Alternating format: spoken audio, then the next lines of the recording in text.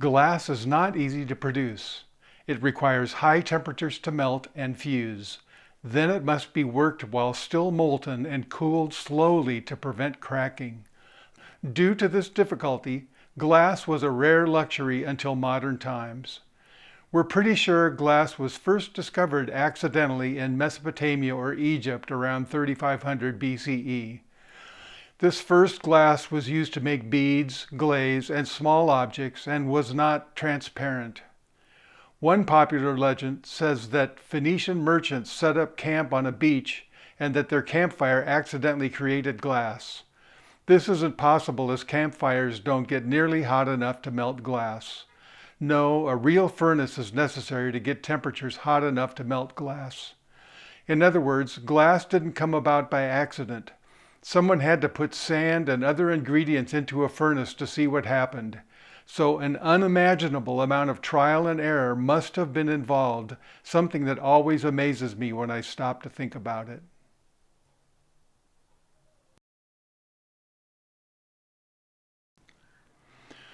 The next big revolution in glass technology took place in Syria in the 1st century BCE, the invention of glass blowing.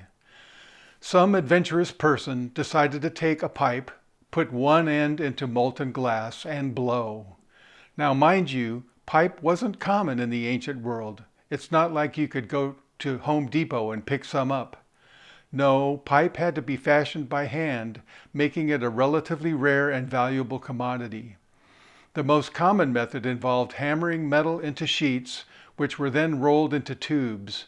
Some ancient adventurous soul decided to take one of these pipes, put one end into molten glass, and blow. The result changed the world.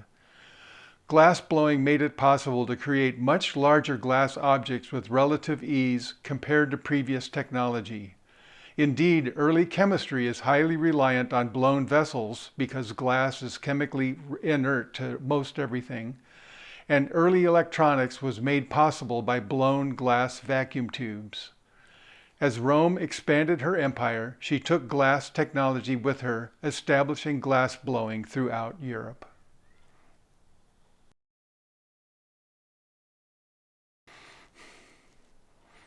One center of glass technology was Venice. Blessed with a pure sand especially conducive to glass making, and a seafaring city of merchants that could trade their products as far as Britain and Flanders, Venice came into its own around 1200.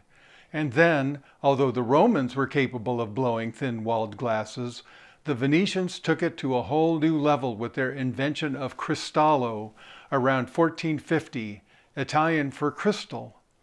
Not only could they blow thin-walled vessels more consistently, but cristallo was clear, a whole new concept in glass. Early on, the Venetians moved all their glass blowing to Morano, a lagoon island situated about 3 miles north of Venice. A rowboat could reach it in about an hour. This was to reduce the considerable risk of fire in Venice, but it also had the benefit of making it much easier to keep their industrial secrets. And those secrets were valuable indeed. A Morano wine glass could cost as much as its equivalent in solid gold. One of the ways they justified the high cost was by saying that because their glasses were blown under the right phases of the moon, they couldn't withstand poison. That is, if someone put poison into one of their glasses, it would shatter, saving its owner. This would be quite valuable in Borgia, Italy, where poisoning was all too common. As a result, because of the cost, nobility might own one cristallo wine glass. The first guest would be poured wine into the glass, and they'd have to drink the whole glass all at once. Then the steward would wipe off the glass, fill it again, and present it to the next guest. Between its beautiful appearance, combined with the assurance of safety using this one magic glass to serve wine to all the guests, profits for Morano piled up.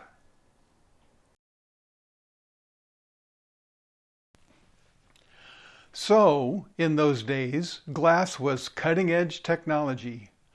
The supremacy and enormous profits of Venetian glass inspired attempts to make glass of similar quality in England. Initial unsuccessful attempts were made as early as 1530, but the real beginnings of the crystal glass industry in England date from 1567.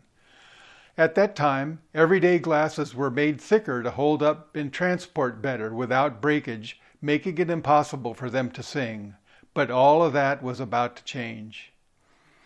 So here are the steps from the nice, thick, sturdy wine glasses of about 1500 to the essentially modern wine glass with walls thin enough to sing about 1750. We begin with Queen Elizabeth, who ascended the throne in 1558. Under her reign, England was transformed from an impoverished country torn apart by religious strife to one of the most powerful and prosperous countries in the world. When she defeated the Spanish Armada, that made England a superpower, and commercial shipping of British-made goods thrived. James I succeeded Elizabeth in 1603 and basically continued Elizabeth's economic policies. And under James I, we have Shakespeare and the King James Bible. England was thriving. And demand for glass and metal was booming. But their furnaces were fueled with wood, something that was becoming increasingly scarce on their relatively small island. England is about the size of New York State. Wood needed to be put to better use, like building houses and ships. So starting in 1585, Parliament passed a steady stream of legislation gradually prohibiting the use of wood-fired furnaces. This meant that glass furnaces needed to be redesigned and rebuilt. But once glassmakers were over the hump of transitioning to the new furnace technology, they found that coal was much better for glassmaking than wood. Coal was hotter and more consistent. Furthermore, we have the issue of British patents, which were very different from what patent means to us. For them, it was a monopoly on a given industry, frequently given as a reward for government service. For example, Sir Robert Mansell was a vice admiral in the Navy and given a patent over glassmaking, control over the entire glassmaking industry in England, something he knew nothing about. And one of the terms of these patents was that a substantial percentage had to be paid to the Crown, so the Crown had lots of incentive to hand out lots of patents. And all too frequently, granting a new patent might force the existing businesses to go under. Things came to a head in 1640 when Charles I was forced to summon Parliament, and one of their first decrees was to condemn and abolish Mansell's glass monopoly. And in 1649, all remaining patents issued by the Crown, including glassmaking patents, were rendered null and void when King Charles I was beheaded. 11 years of civil war later, the monarchy was restored and Charles II ascended to the throne. Understandably, he wanted to have as little to do with patents as he could. As a result, innovation and competition exploded, and an increasingly well-to-do middle class wanted the luxuries of the wealthy for themselves, so considerable effort was made to bring down the cost of luxury items like glass. Eventually, wine glasses became relatively affordable and common, which brings us to the final step in the process and my personal favorite.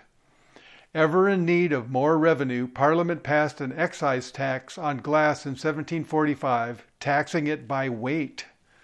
The predictable result was that glassmakers made their glasses thinner and lighter.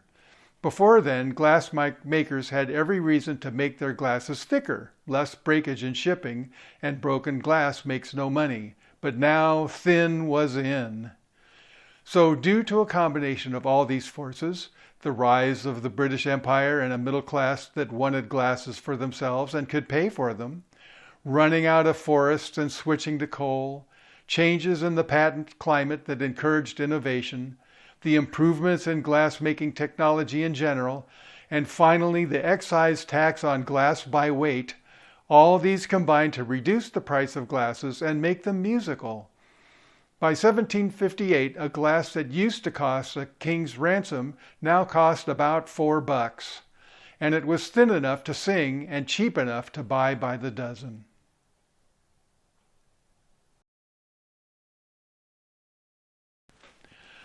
Glass making in America began at Jamestown in 1608. The English Board of Trade decided that glassmaking would be an ideal use for the limitless forests of the New World. So a glass factory was founded in Jamestown, operating in the nearby forest a little over a year after the first colonists arrived from England, and they sent back to England the first manufactured product of any kind. So it can be truly said that glass was America's first industry. But glassmaking certainly came to a halt during the starving time in 1609 to 1610, when all but 60 of the 500 inhabitants at Jamestown died.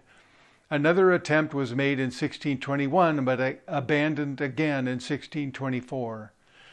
Part of the problem was the difficulty in getting skilled glassblowers to come to the New World. Why should they come to the hardship of the colonies when their skills were in high demand and very well paid back in comfy England? By the 1700s or so, when the colonies were firmly established, England had changed its policies, wanting all its colonies to merely supply raw materials, and the high-profit manufacturing would take place back in England. After the American Revolution, England's mercantile policies and navy still made it difficult for American products to compete. Then, in 1812, Americans were completely cut off from the supply of British-made goods, and American glassmakers were for the first time free of ruinous competition. There were setbacks, of course, but since then, glass production increased every decade throughout the 19th century.